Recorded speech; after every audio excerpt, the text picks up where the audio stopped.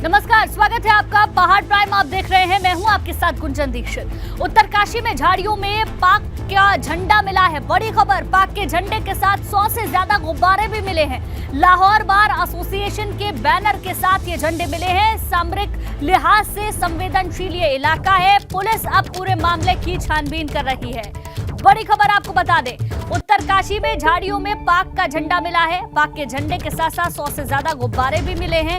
नए साल का मौका है और ऐसे में ये गुब्बारे भी हरे और सफेद रंग के वहां से मिले हैं। इसके साथ साथ पाक का झंडा भी मिला है।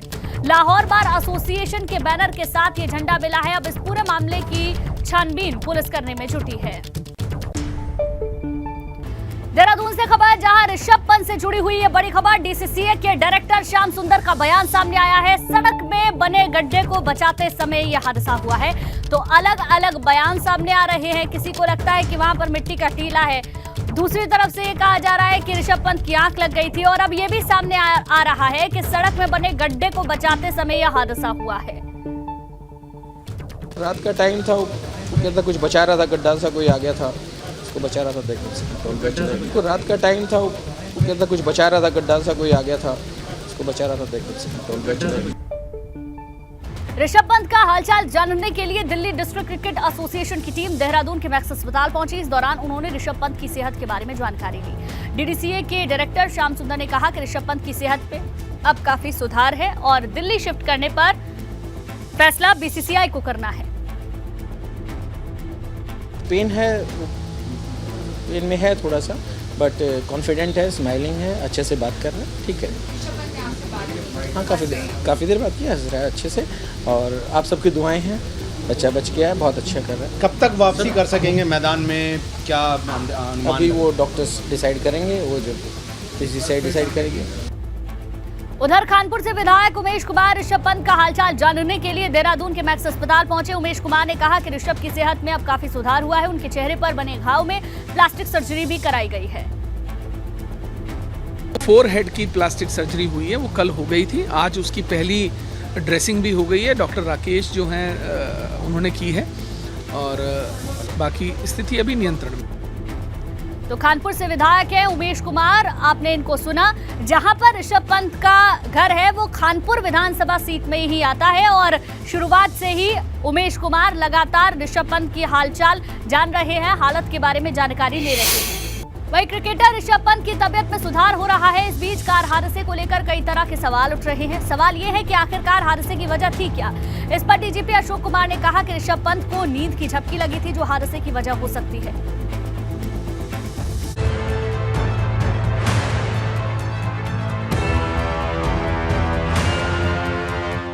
ऋषभ पंत के साथ इतना बड़ा हादसा क्यों हुआ? क्या हाईवे की खराब स्थिति हादसे की वजह बनी, या तेज रफ्तार की वजह से हादसा हुआ, या फिर हादसे के पीछे वजह कुछ और थी? ऐसे ही कितने सवाल हैं जो इन दिनों हजारों लोगों के जहन में उठ रहे हैं। सीसीटीवी देखकर इतना तो साफ पता चलता है कि ऋषभ की गाड़ी की कार पहले डिवाइडर पर चढ़ी थी, जो इस सीसीटीवी में भी साफ नजर आ रहा है। इसके बाद कार हाईवे के बीच में लगे बिजली के एक पोल से टकराती है। पोल को तोड़कर कार करीब 100 मीटर दूर जाकर गिरती है और फिर उसमें आग लग जाती है।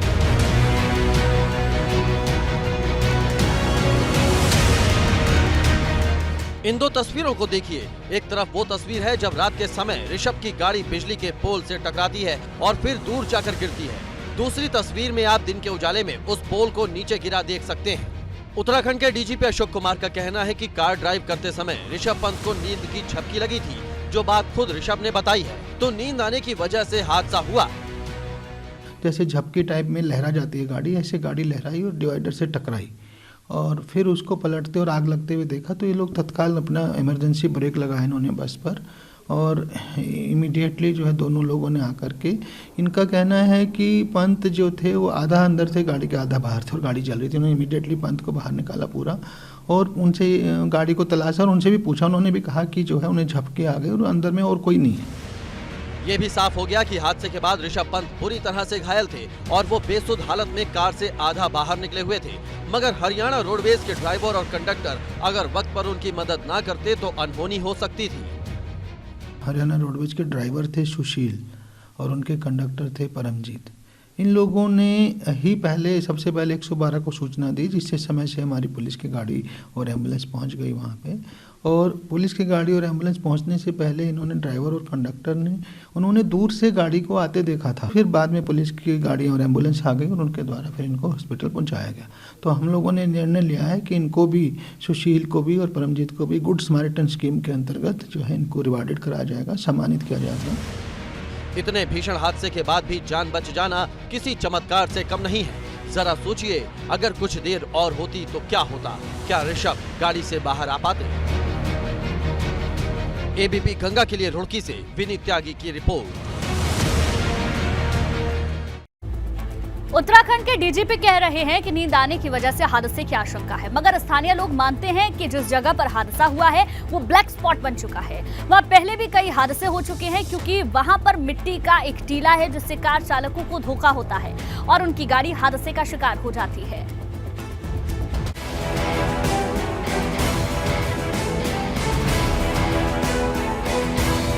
पुलिस की थ्योरी के मुताबिक ऋषभ को नींद की झपकी लगी थी, जो हादसे का बड़ा कारण हो सकती है। जैसे झपकी टाइप में लहरा जाती है गाड़ी, ऐसे गाड़ी लहराई और डिवाइडर से टकराई। मगर स्थानीय लोगों का कहना है कि जिस जगह हादसा हुआ वहां पर एक ब्लैक स्पॉट बन गया है, जहां अक्सर हादसे होते रहते हैं। हाथ से हम हजारों आदमी मर ले यहाँ जी।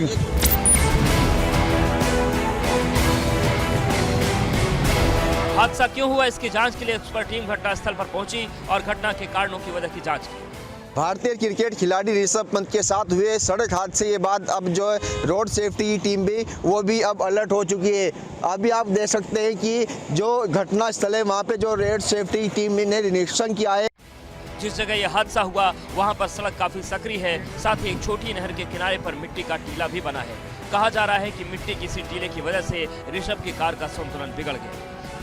यहीं पे आके इनबैलेंस होता है गाड़ी का, धोखा लगता है, इसलिए गड्ढे में इनबैलेंस हो गई और यहाँ से सीधा हादसा हुआ है। क्या वो भी यही कारण है। तो क्या ऋषभ को नींद आने की पुलिस की थ्योरी गलत है? 2 महीने पहले दौरा करवाया था, इन्होंने हमें आश्वासन दिया था कि इसी महीने में हम ये कंप्लीट करवा देंगे रजवाट को। और जो नहर भाई वाले हैं उन्होंने कहा था मैं नशे देने को तैयार हूँ, लेकिन इनकी लापरवाही की वजह से त्रिपाठी जी की, और ये अब तक कंप्लीट नहीं हो पाया। सवाल ये भी है कि जब ग्रामीण कई बार शिकायत कर चुके हैं कि इस जगह पर हादसे हो रहे हैं, तो फिर इसका समाधान क्यों नहीं किया? एक खिलाड़ी की जान जाते जाते बची, अब अधिकारियों की आंख क्यों खुली है? निरीक्षण कर रही है, निरीक्षण के बाद अपनी रिपोर्ट देगी। सर क्या मतलब क्या जांच पड़ताल होगी सर? दुर्घटना के कारण संभावनाएं क्या रही है उसका, उस पर जांच पड़ताल हो रही है। तो सर अभी तक क्या निकल के आया सर? अभी तो जांच हो ही रही है, अभी कुछ इसमें रिपोर्ट अपनी देंगे, अभी तो लंबी जांच कर। देखा जाए तो ऋषभ की कार हादसे के पीछे कई तरह की खामियां सामने आ रही हैं, जिन पर पर्दा डालने की कोशिश हो रही है। हाईवे किनारे मिट्टी का टीला होना वैसे ही हादसों का न्योता दे रहा है। सवाल तो ये भी है कि ब्लैक स्पॉट होने पर यहाँ पर पुलिसकर्मी क्यों तैनात नहीं किए गए? एबीपी गंगा के लिए रुड़की से विनीत त्यागी की रिपोर्ट। वहीं न्यू ईयर बनाने के लिए बड़ी संख्या में सैलानी उत्तराखंड पहुंचे। सैलानियों की भीड़ इतनी ज्यादा है कि कई जगह पर तो होटल्स हाउसफुल हो चुके हैं। औली में न्यू ईयर के मौके पर सैलानियों की काफी भीड़ है। रोपवे से औली जाने को लेकर पर्यटकों में भी काफी उत्साह नजर आ रहा है। सुबह 11 बजे ही टिकट काउंटर बंद हो गया था, जिससे कई पर्यटकों को वापस लौटना पड़ा। औली में निगम सहित कई होटल हाउसफुल हैं, तो उत्तराखंड के तमाम पर्यटक स्थल जैसे मसूरी, नैनीताल, टिहरी में भी अमूमन यही स्थिति है। तो रोपवे की बुकिंग फुल होने पर कई सैलानियों को वापस लौटना पड़ा है। पर्यटक स्थल पर सैलानियों की भीड़ जमकर नजर आ रही है। न्यू ईयर के मौके पर पर्यटक लगातार उत्तराखंड का रुख कर रहे हैं और 2 सहयोगी हमारे साथ जुड़ गए हैं, उनसे पूरी जानकारी लेंगे। देहरादून से रवि कैंतुरा हमारे साथ जुड़ चुके हैं, मसूरी से मदीहा खान हमारे साथ जुड़ गई हैं। मदीहा, पहले आप ही का रुख करेंगे। नए साल का मौका है, साल का आज आखिरी दिन, पर्यटकों की संख्या भी वहां पर काफी नजर आ रही होगी। किस तरीके से जश्न मनाया जा रहा है? बिल्कुल गुंजन, बिल्कुल ठीक कहा आपने कि नए साल का जश्न जो है वो यहाँ पर मनाया जा रहा है और किस तरह से मनाया जा रहा है उसकी तस्वीर दिखाना बेहद जरूरी हो जाता है। सबसे पहले मैं चाहूंगी मेरे कैमरा पर्सन रवीश पांडे जी जो है मेरे पीछे जो तस्वीरें हैं जरा वो दिखाएं। लाइटिंग चारों तरफ दिखाई दे रही है और मॉल रोड पे आप देखिए जरा लोगों के चेहरों पर मुस्कान है। नए साल का लोग जश्न मना रहे हैं क्योंकि जाहिर सी बात है 2022 को अलविदा कह रहे हैं और 2023 का आगाज है। सर कहाँ से आए हैं आप लोग? जयपुर से आए हैं, तो फैमिली के साथ आए हैं। कैसे मनाने वाले हैं नया साल?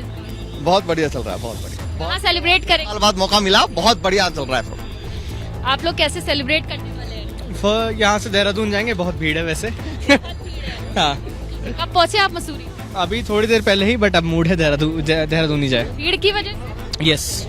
देखिए भीड़ कितनी ज्यादा है वो खुद सैलानियों ने बताया क्योंकि यहाँ पर जो लोग पहुँच रहे हैं वो लोग जो है वो भीड़ की वजह से वापस जा रहे हैं। देखिए यहाँ कुछ और लोग हैं, मैगी जो है एंजॉय कर रहे हैं ठंड में। आप लोग कहाँ से आए हैं? शामली से आए, मैगी एंजॉय कर रहे हैं। नए साल का जश्न कैसे मनाने वाली हैं? बढ़िया। मेरा तो बर्थडे आज। चलिए हैप्पी बर्थडे आपको। आप लोग नया साल कैसे मनाने वाले हैं आज पूरी रात पार्टी चलेगी मैडम। तो देखिए गुंजन कि यहाँ पर मदिहा पर्यटकों से आप बातचीत कर रही हैं, लेकिन आपके पीछे जगमग रोशनी भी हमें नजर आ रही है। किस तरीके से सजावट की गई है तस्वीरों के जरिए दिखाएं और बताएं। बिल्कुल सजावट तो आप देख ही रही है गुंजन, लेकिन यहाँ पर महत्वपूर्ण चीज एक ये भी हो जाती है कि नया साल तो लोग मना रहे हैं, बहुत ज्यादा उत्साह के साथ मना रहे हैं, लेकिन जो कोविड का ख्याल रखने वाली बात है ना वो ज्यादातर यहाँ दिखाई नहीं दे रही है। अभी जिन चेहरों को हमने दिखाया हालांकि वो खा पी रहे थे तो उनसे ये सवाल करना खैर इस वक्त जायज नहीं था कि वो लोग मास्क क्यों नहीं लगाए हुए हैं, लेकिन आप बाकी चेहरे जरा देखिए कि जो चेहरे हैं जो लोग यहाँ पर घूम रहे हैं वो चेहरों पर मास्क फिलहाल दिखाई नहीं दे रहा है। हालांकि जो सरकार की तरफ से दिशा निर्देश दिए गए हैं उसमें कहा गया है कि आप कोविड-19 के प्रोटोकॉल को फॉलो कीजिए, लेकिन फिलहाल लोगों की तरफ से यहाँ पर चूक दिखाई दे रही है, यानी कि लोग जो है एहतियात फिलहाल नहीं कर रहे हैं। लेकिन नए साल के जश्न को लेकर एहतियात बरतने की बहुत ज्यादा जरूरत है। अपील भी लगातार लोगों से की गई है और एबीपी गंगा भी अभी भी यही अपील करता है कि बिल्कुल भी लापरवाही ना बरतें। ठीक है, रवि का रुख कर लेते हैं, देहरादून में वो मौजूद है। रवि, मसूरी में जो पर्यटक थे वो देहरादून का ही रुख करने वाले हैं। मदिहा ने उनसे बातचीत भी की। देहरादून की तस्वीरें जरा आप भी दिखा दीजिए, वहां का क्या दृश्य है? बिल्कुल गुंजन, देखिए जैसे कि वहाँ पर सैलानी बता रहे हैं कि मसूरी में बहुत ज़्यादा भीड़ है और मैं इस वक्त मसूरी डाइवर्जन पर हूँ, यानी कि जहाँ से देहरादून से मसूरी के लिए तमाम गाड़ियाँ जाती हैं, यही वो यहाँ से एक डाइवर्जन होता है जहाँ से मसूरी के लिए जो गाड़ियाँ हैं वो निकलती हैं। लेकिन अगर आप देखेंगे तो काफ़ी जो भीड़ है वो यहाँ पर भी गाड़ियों की आप साफ तौर पर देख सकते हैं। ये अभी ऊपर से आती हुई कुछ गाड़ियाँ हैं जो कि जो है यहाँ टर्न लेकर मसूरी के लिए भी जाएंगी। तो सबसे महत्वपूर्ण है क्योंकि जिस तरीके से लगातार अब यहाँ से गाड़ियों की तादाद बढ़ती जा रही है और मैं तो इस वक्त जहाँ पर इस मसूरी जाने के लिए आज 2 डाइवर्जन और बनाए गए हैं जहाँ से मसूरी के लिए गाड़ियाँ जा रही हैं, तो उसके बावजूद भी जिस तरीके का क्राउड जो है देहरादून में देखा जा रहा है, ऐसे में आप मान सकते हैं कि मसूरी में कितनी ज़्यादा भीड़ इस वक्त हो गई होगी। पुलिस की जो पहरा है वो इस तरीके से लगाया गया है ताकि जो ऊपर से मसूरी से जो देहरादून की तरफ आने वाला क्राउड है और यहाँ से लोग ऊपर जा रहे हैं उनको जो है अब एक बेहतर तरीके से ऊपर की तरफ भेजा जा सके। लेकिन आप गाड़ियों को देखकर अंदाज़ा लगा सकती हैं कि किस तरीके से बहुत ज़्यादा भीड़ है जो यहाँ से मसूरी के लिए अभी जा रही है, यानी कि जब कुछ देर बाद मसूरी में जो भीड़ है वो और ज़्यादा बढ़ने वाली है। और ऐसे में पूरी तरीके से कोशिश की गई है कि यहाँ पर भी पूरी तरीके से ट्रैफिक का मैनेजमेंट जो है बिल्कुल भीड़ बढ़ेगी तो पुलिस प्रशासन की जिम्मेदारी भी वहां पर बढ़ जाती है। बहुत बहुत शुक्रिया रवि पूरी जानकारी देने के लिए। मदिहा आपका भी बहुत बहुत शुक्रिया। वहीं कॉर्बेट नेशनल पार्क में बाघ का आतंक लगातार बना हुआ है। इस बाघ ने अब तक 6 से ज्यादा लोगों की जान ले ली है जबकि 12 से ज्यादा लोगों को घायल किया है।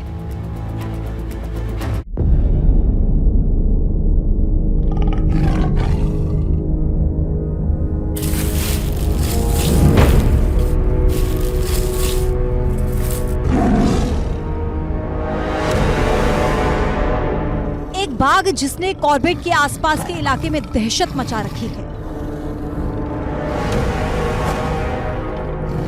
ये बाघ अब तक कई लोगों की जान ले चुका है।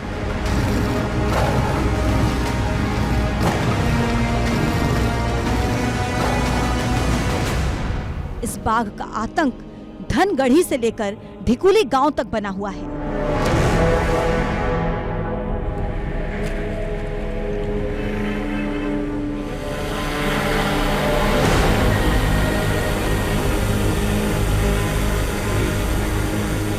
बाघ की तलाश के लिए वन विभाग ने बहुत बड़ा ऑपरेशन शुरू कर दिया।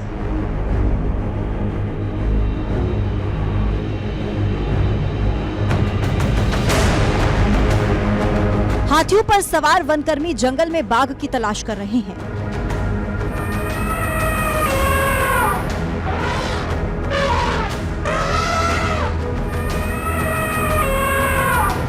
एबीपी गंगा की टीम भी वन विभाग के गश्ती दल के साथ उस जगह पर पहुंची जहां पर बाघ की मूवमेंट है। इन हाथियों पे सवार होकर उस जंगल में जाएंगे जहां पर उस बाघ का बसेरा है। एबीपी गंगा आपको लेके चल रहा है उस जंगल में जहां पर उस बाघ ने अपना बसेरा बना रखा है और लगातार लोगों पर हमला कर रहा है। बाघ बहुत ही खतरनाक है, इसलिए वन कर्मी खुद को सुरक्षित रखने के लिए हाथियों पर सवार होकर गश्त कर रहे हैं, मगर बाघ वन विभाग के साथ लुका छिपी का खेल कर रहा है।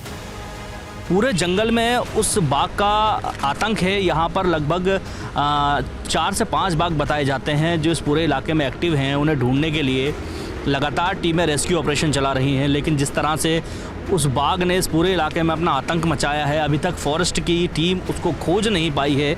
ऐसे में एबीपी गंगा की टीम इस जंगल में पहुंची है ताकि उस बाघ को हम खोज सकें और कोशिश करें कि उस बाघ का कुछ सुराग लग सके।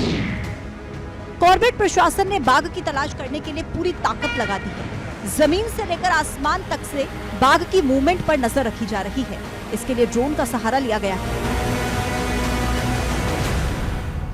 हम ड्रोन के माध्यम से इसको जो नदी नाले जैसे जंगलों में छुपा है उसको हम ढूंढ रहे हैं, और जैसे हमें लोकेशन अटैच होती है तो हम अपने उच्च अधिकारी को सूचना देते हैं, तो वो हमारी टीम आकर के उनकी खोजबीन के लिए तैयार लगती है। इसके साथ साथ हमारी जो टूरिस्ट वगैरह गेस्ट वगैरह आ रहे हैं इनको रोड पर ना रुकने की हिदायत दी जा रही है हमारी टीम द्वारा।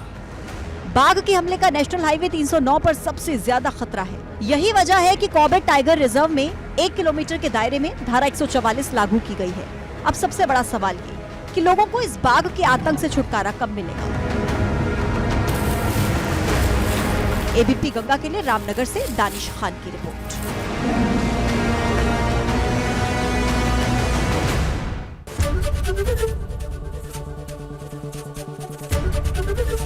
एबीपी गंगा, खबर आपकी, जुबान आपकी।